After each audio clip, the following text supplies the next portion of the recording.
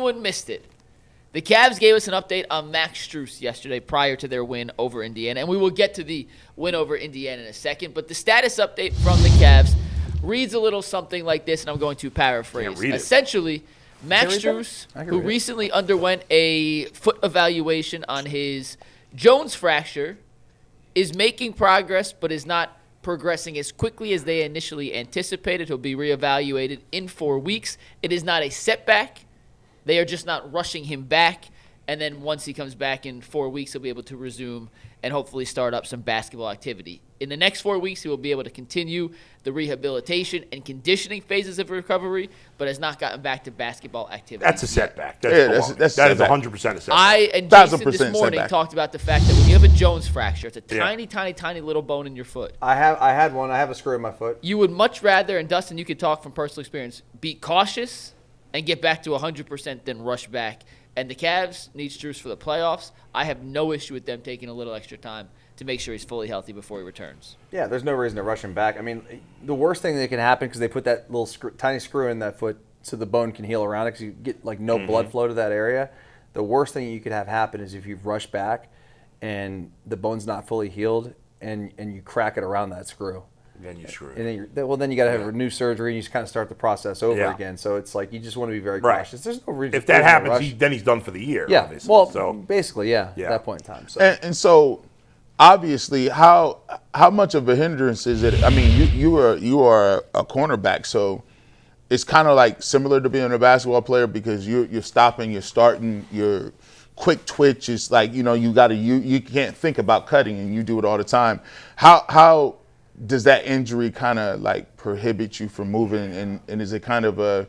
It's more just a confidence thing. Like once it's healed and you get that final X-ray and they tell you, okay, the strength is good, like it's not going to break. You just got to get over the you're scared, the fear you have of being able to plant on that foot, and then you do that a few times and you get a few practices under your belt, and then all of a sudden it's like no big deal. Okay. Like that screw is still in my foot. I had that done when I was in Philadelphia. And so, you don't feel it, no residuals or anything. It's just no. So we'll probably, if all goes well, we'll probably see Strus in March. March, yes, which gives him about a month to ramp up for the playoffs, and that should be enough time. But as long as there's no more setbacks, he's good. Well, McNuggets, as long as there's no more. Here's the thing. This is a great segue into talk about setbacks.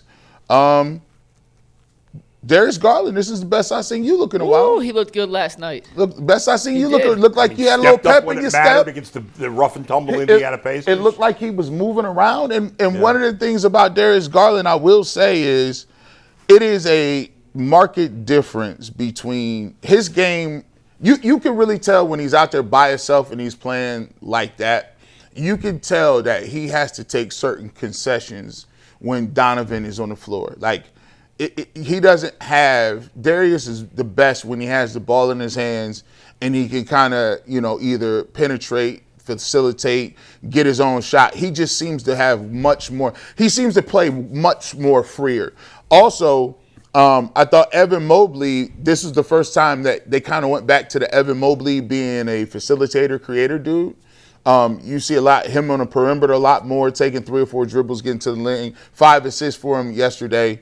And then Sam Merrill knocking down some jumpers. He was hitting jumpers off the dribble yesterday. He had a step back between the legs. It gave you the tantalizing stuff that, you used to be excited to get excited about the Cavs because Sam Merrill was knocking down threes and it's like 11 in Stranger Things there. Yeah, so he kind of in Stranger Things. He finished the first season. He kind of looked real sinister right there. That's what I'm saying. Yeah, like he definitely got some things going on in his personal life in that picture. Yeah. But Darius Garland pulling up from half court, and so look, it was the first game that Donovan wasn't playing, and they won this basketball game.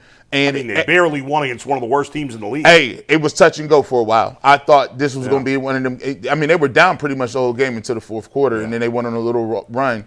The Pacers go on these long streaks where they can't score, like 4 or 5 minutes, and so the Cavs kind of, did what they needed to. But Darius Garland looked like the old glimpse of Darius Garland in this game.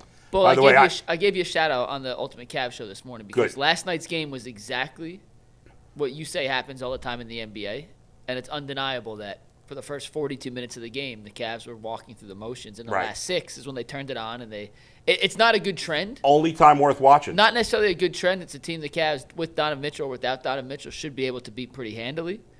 However, they played hard in the last 6 minutes, and that was enough to take the lead. To G's point, they held Indiana scoreless for a 4.5-minute stretch in the fourth quarter, which is where they took the lead, then built their lead. And Darius Garland, to his credit, was 5 of 5 in the clutch last night. We talked about his clutch performance last year, how he was the most efficient clutch performer in the league with enough volume to quantify.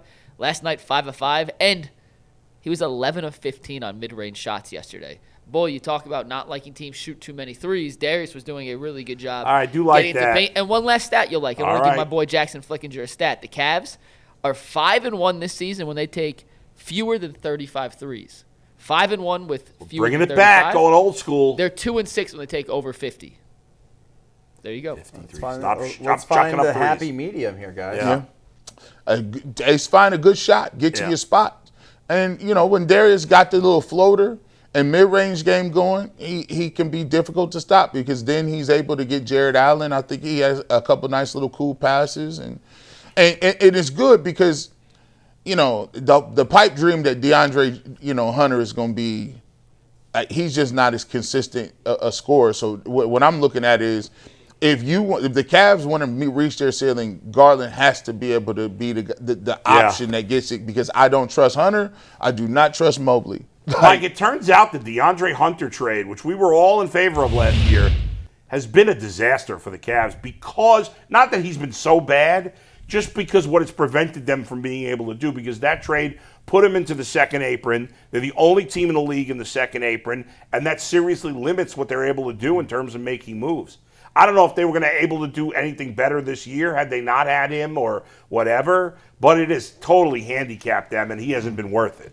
I mean, Is that that fair? was their all-in move, right? Like Jason Lloyd said it from the get-go. This is their pushing the chips in. Yeah. Once you push the chips into the second apron, you go into that with that being your team. Like, you don't go into the second apron with question marks, or you're not supposed to go into the second apron with Was question there marks. a move, looking back, between last year's deadline and now, if they had not traded for Hunter, is there a move you could see that they could have made instead? I mean, when they were making the Hunter deal last year, remember it was Hunter, Cam Johnson, the two guys we were talking about. Now, Cam Johnson has not necessarily been good in Denver this season. He hasn't been able to shoot the ball, hasn't made enough shots. So he might not have been any It better. may not have been any better, but, and this is now, we're going a couple of layers. Who knows if this is realistic or not? Yeah. The Nuggets traded Michael Porter Jr. to the Nets in that Cam Johnson deal, right? Michael Porter Jr. has been awesome. Like, awesome in Brooklyn this year. But he's on a bad team, maybe that, And that's what I'm saying. Yeah. So, like, this is 2 levels out, but Right. the Cavs at least had interest in Cam Johnson. Cam Johnson got traded for Michael Porter Jr. Maybe they had enough.